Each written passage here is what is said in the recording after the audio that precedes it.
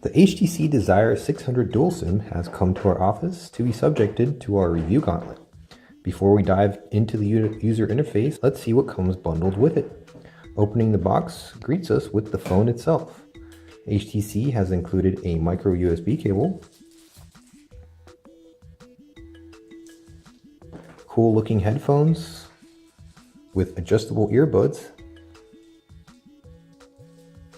as well as a charger with a detachable plug, plus some informational leaflets.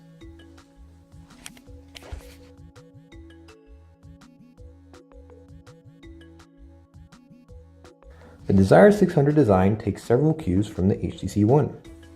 The more affordable smartphone may be entirely made of plastic, but it's still got the dual front speakers, complete with the Beats Audio software enhancement.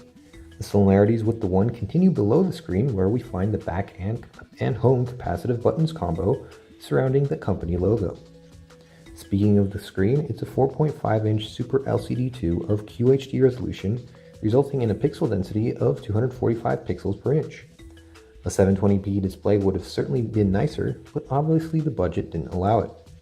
HTC has aimed the Desire 600 Dual at the lower mid-range segment, which also explains the inclusion of a second SIM slot, a very popular feature in emerging markets. Under the hood, the Desire 600 Dual SIM packs a Qualcomm Snapdragon 2 chipset with a dual-core 1.2 GHz Cortex-A5 CPU and Adreno 203 GPU. The relatively low available processing power probably explains why the 8-megapixel camera is only capable of 720p video recording rather than 1080p. Happily, the back cover is removable and reveals the 2 SIM card slots with a micro SD card slot. Next to them is the 1860 mAh battery, which HTC says is good for up to 11 hours of 3G talk time.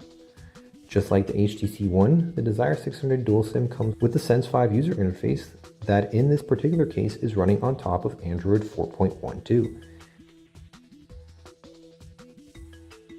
This includes the all-new lock screen that gives you shortcuts to 4 apps, as well as info on the current weather conditions and missed calls or unread messages.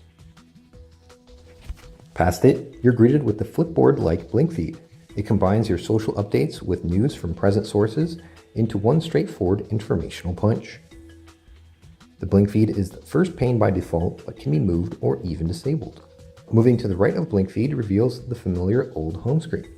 You'll notice, however, that app icons are refreshed entirely in Sense 5. You can have up to 5 home screens, which can hold apps, shortcuts, and widgets. Instead of side-scrollable paginated panes, you get an interrupted vertically scrollable grid of icons with added settings, Google Play, and search shortcuts. The task switcher interface is redesigned too. You get to it by double tapping the home button and it displays a grid of 9 thumbnails. To dismiss an app, hold it and flick it up. To get to Google Now, you can simply hold the home button.